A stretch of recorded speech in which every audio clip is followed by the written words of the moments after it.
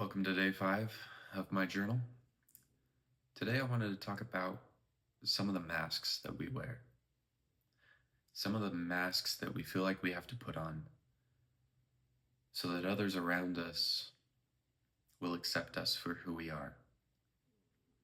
I think a lot of times we're afraid. We're afraid of being actually seen. We're being afraid of being seen for what we think we truly are. And if everyone else around us could see who we truly are, why would anyone love us? Why would anyone stay? If they knew what I knew, you'd know why I put on this mask. And I think that's an empty way to live life. I understand it. I used to do it. I still do it sometimes.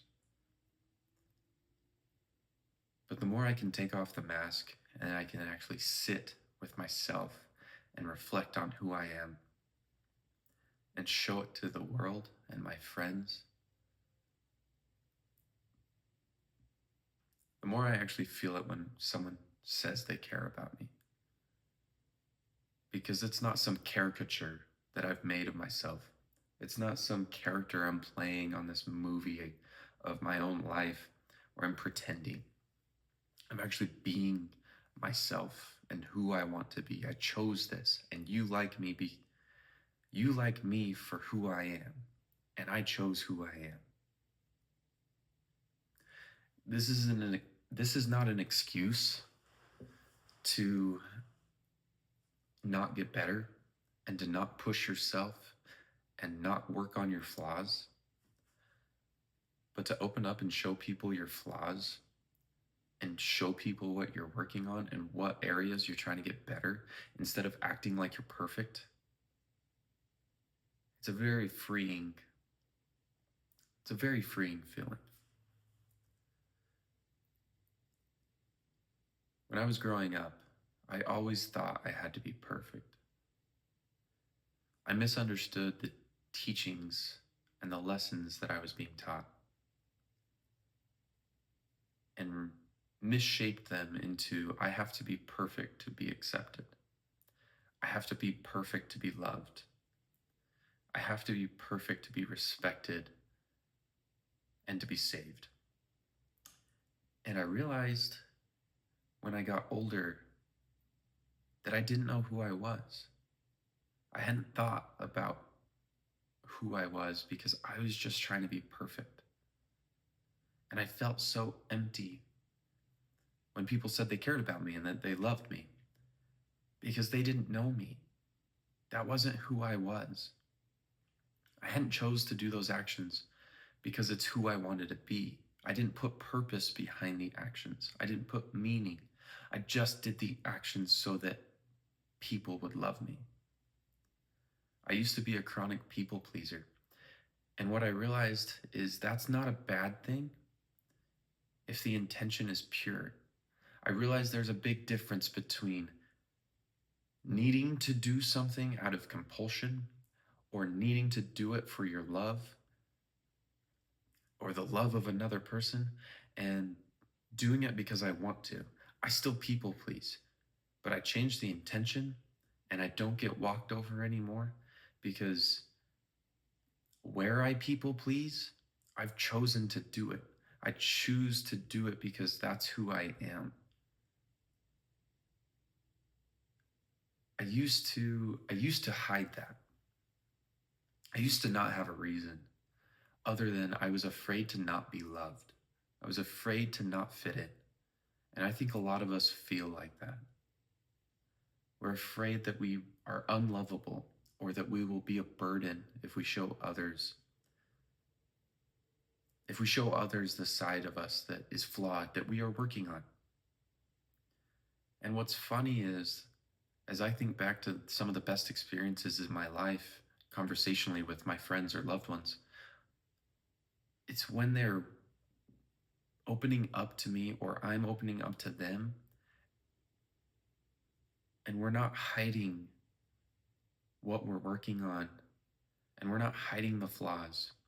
Some of my best conversations have been with friends that are telling me how they're struggling because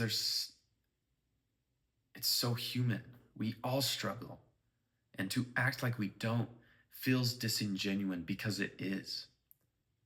To hide the struggles we're going through and to not let the people that love us and care about us see that is disingenuous. When we open up and we feel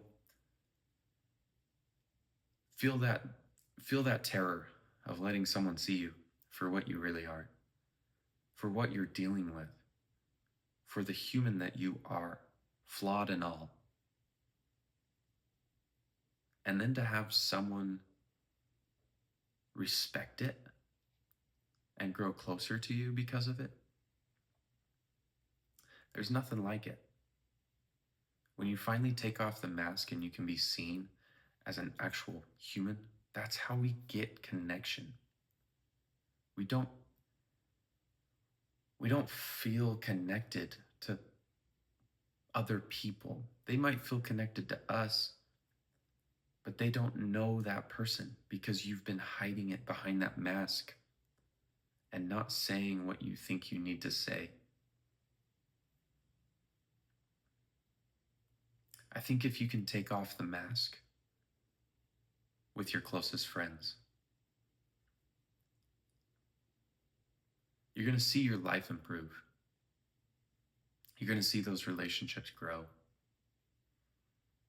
We all just want to be loved and feel like we belong, and we're scared that if we don't act a certain way, we won't.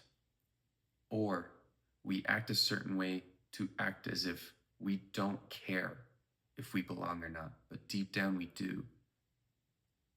And instead of being honest about that, we cloak it and we hide it away from the people that deserve to see it.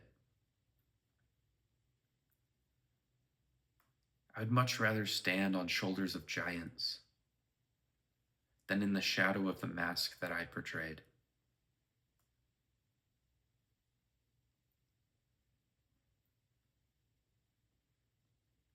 I think back to my younger self and how much I wish I could tell him that it's okay to struggle. It's okay. You're trying, you're working at it, and you're getting better. You're just not letting yourself see it. And these people around you, the ones that choose to stay, have seen what you are and will continue to love you. And the ones that aren't meant for you, they leave. And you're sad about it for a minute. But you eventually find the group of people that have so much care for you and know you for you. And they love you, flaws and all. I wish I could tell him that, because he was so nervous that he was unlovable. So he acted as perfectly as possible. And it was such an empty experience, an empty existence. And I realized that peace was on the other side of showing people what I was working on. Yes, I'm flawed and I'm sorry for it. Here's how I'm fixing it. Here's how I'm trying to get better. This is who I am, and this is who I want to be. There's a real peaceful feeling on the other side of that. When you let your truth show out to the world, this is what I want to do. This is who I'm working to be. It's a freeing thought, and it's a freeing action. And it takes away a lot of the fears that I had about interacting with other people. I used to have really bad social anxiety, and I would struggle to meet people in my life because I was afraid of what they'd think of me. And then as I got older, I kept hearing people don't think about you as much as you worry that they do. And they don't.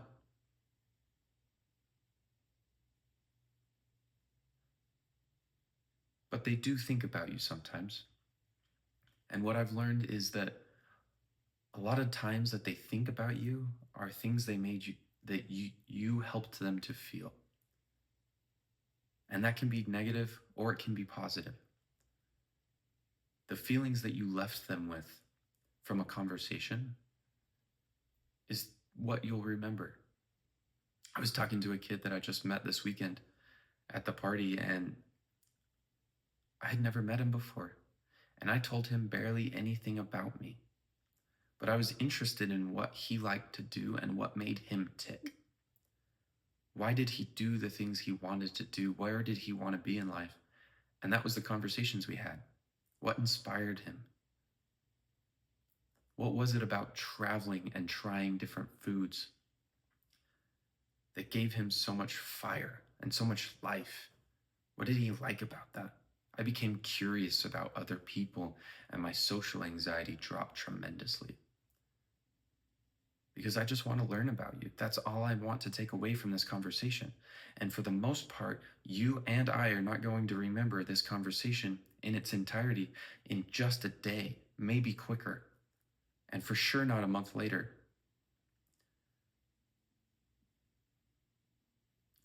But if we can have that mind shift, if we can reframe our social interactions as a chance to meet an interesting person and learn something from them, you'll improve so much quicker, and you'll get rid of a lot of the social anxiety that's hindering your progress and stopping you from meeting such cool people, even if you never interact with them again. I had a teammate back when I played college golf named Jake, and he's one of my favorite people. And in the golf world, a lot of people think that they know what they're doing, and they get cocky because you're good. And when you're good, you think you know what's going on. You think you know what's going on. You think you know the right way. And you forget to keep learning sometimes. But not Jake. Jake always wanted to learn from other people. He told me one time when we were practicing on the range, and he was chatting with a person, just a random stranger. He said, I'm always trying to look from something that I can learn from them, because they might have a tip or a trick or an idea that I hadn't thought of before, and it might lead me to be a little bit better. And he was always trying to be just a little bit better. But he was open to learning from everyone. He would be willing to listen to the advice they had, and then he would make the decision whether that advice would work or not. He would test it. He was all about field testing. And it let him be a much better golfer than he was when I first met him.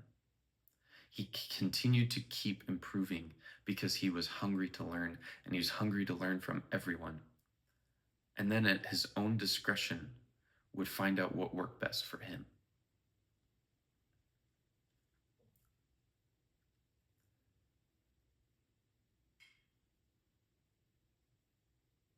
I think that's where I'll leave it today. But if I have a piece of advice for you, it's be willing to take that risky and scary first step into showing people who you are and show them the flaws that you're working on. Not in a showy manner, but a humble manner of, I know you think I'm great, and I appreciate it, and I'm working on it. Here's what I'm working on. I want you to know me for me, and to see that I'm not perfect, because I see you, that you're not perfect, and I love you anyways.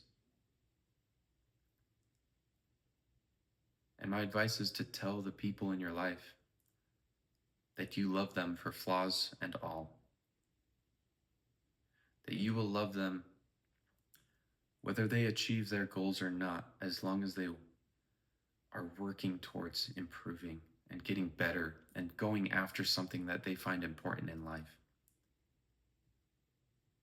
because it's a damn good feeling having someone in your corner say, I think you'll make it where you're headed. But if not, I still love you, and I'm still going to be right here cheering you along. I know you can get where you are going, but I'll love you even if you fail. It's a cool feeling, and I hope all of you find more of that. I love you guys, and I'll talk to you tomorrow. Keep making a difference.